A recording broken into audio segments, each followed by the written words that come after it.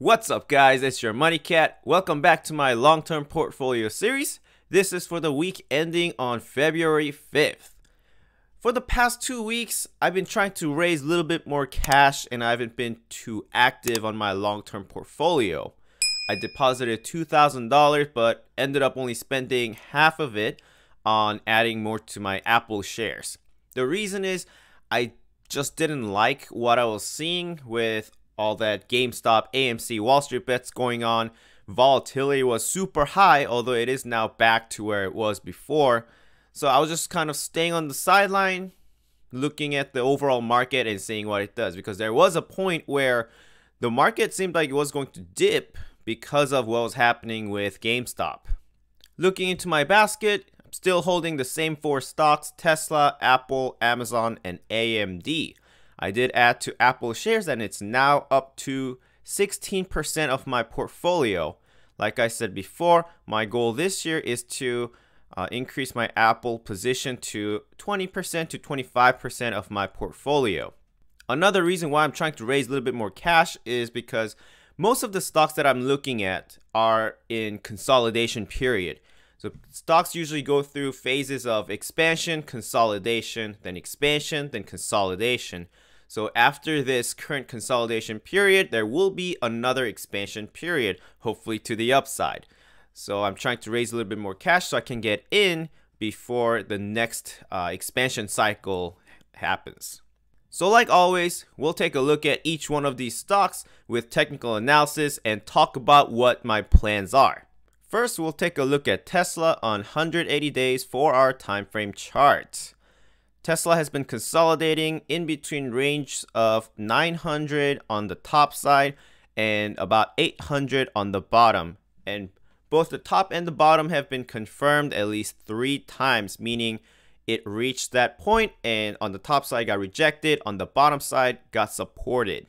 Right now the price is at $853, which means it's right in the middle of this small trading range.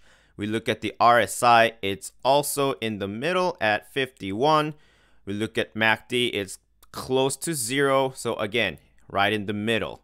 When the stock is in the middle of everything, it's hard to know if it's going to go up or down, or it may just continue to go sideways for a little bit longer. So that's why I'm raising more cash so that when it shows signs of expanding to the upside again, then I can put in a large amount of money, or large amount for me at least, large amount of money into that stock to catch that run. Whenever I have difficulty trying to determine whether the stock will go up or down, I tend to look at a longer time frame chart. So here it is, 1 year daily time frame for Tesla. And what I want to talk about here is, I already drew it and we talked about it before briefly. I'm waiting for the RSI to get a little closer to the 40 mark, as well as MACD closer to probably 20 or 15 or so. Let's talk about the RSI first. Each time the RSI was at 40 or close to 40, that was kind of the beginning of a good rebound or a great rally. So there is one. And over here, that was a strong rebound off of the September low. And one more here. This was a little bit of fake out, but eventually the great rally began in this huge run here. So I don't think with Tesla I can afford to wait completely until it reaches 40 if it actually does go down. So if it gets somewhat closer, then I'll begin to buy more Tesla shares. Looking at the MACD, I drew a line probably like 20 or 15 on the MACD level. So roughly if we draw a line like this, anytime the MACD was at or even below this line here, that's again when great rallies happen. So I'll use a different color. So one of them was here, and again, great rally up. Second time was at this point, again, a strong rally up. Next time, this area right here was below that line, and this was followed by the same great run that I mentioned before. So as you can see on both RSI and MACD, we have a little bit more ways to fall down to the 40 level on RSI and 20 or 15 level on MACD. Not sure if we'll get there. Like I said, it's Tesla, so there's a lot of momentum going to the upside still. But I'd rather wait and find a better opportunity to enter rather than right now when everything's kind of 50-50. Next, looking at Apple, this is back to the 180 days 4-hour time frame chart. We are still following this uptrend channel as that still hasn't been broken. We confirmed the supports back here and here and here. On the top side, confirmed meaning got rejected here and here. So as long as this channel continues, anytime the price is near the bottom line will be a good entry point. We are currently struggling to break through this horizontal resistance line, which was formed by previous all-time highs here and one more time in the past.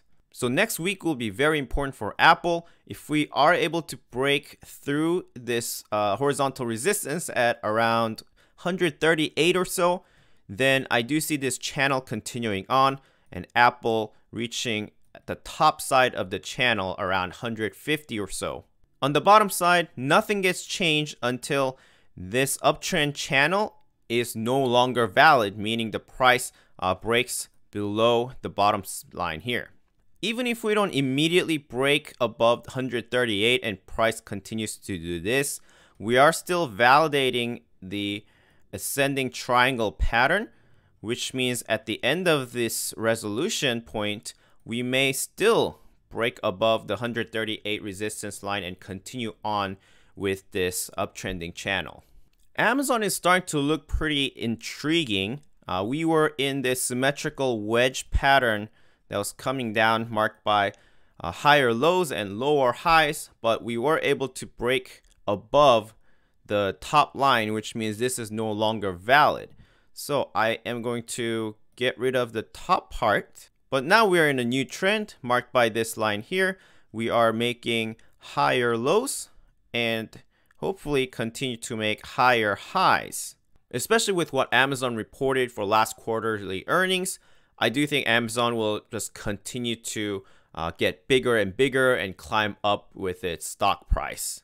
Despite this short-term trend, I do want to remind you that overall, we are still traveling horizontally, meaning starting from when we hit all-time high back here at 3,550, we've been in this range pretty much this entire time, range bound by probably like a little bit below 3,000 and about 3,550.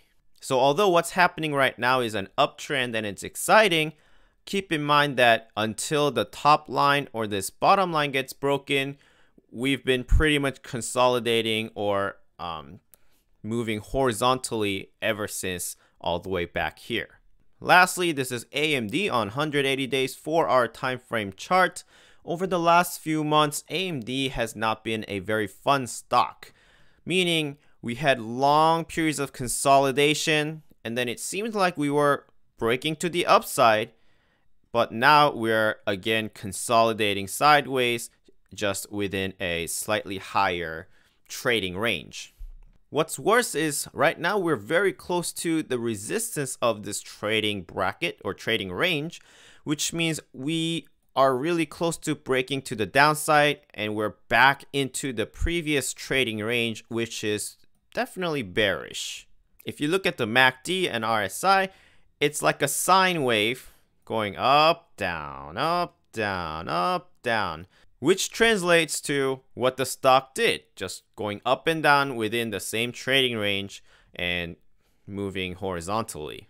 Since that doesn't tell us very much, again, we are going to go to a longer time frame. So let's look at the 1 year daily chart. And here we can see that the price definitely has turned a little bit more bearish. If we look at the RSI, we've been making lower highs and lower lows, definitely a bearish trend. You look at the MACD, same thing, it's just headed for a downward slope. As AMD gets lower and lower, I think at some point it does become enticing enough to enter again. But for me right now, we're not there yet. For me, there are two potentially enticing entry points. One is close to this green line, 180 days moving average. So once price falls near or at that line, it may bounce and reverse its trend. The second point is marked by this red support line right here. That is, I would say, about 73 or so. I think there is good potential for price to bounce off of that line and reverse its trend if it does get to that point.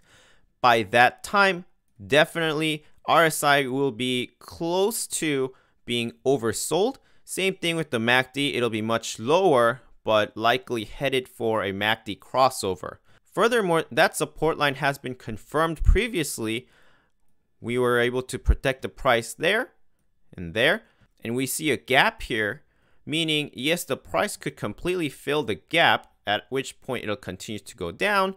But there's also a good chance that price comes all the way down to where the gap started and then reverses trend. So at that point, I'll definitely be looking to add to AMD if it does fall all the way down there. Overall, I'm trying to be a little bit safer with this portfolio as I don't like current market situations. Although I don't think it'll happen immediately, I definitely think a correction could be in the near future. So that's why I'm trying to gather as much cash as possible to able to take advantage of that correction if and when it comes to us.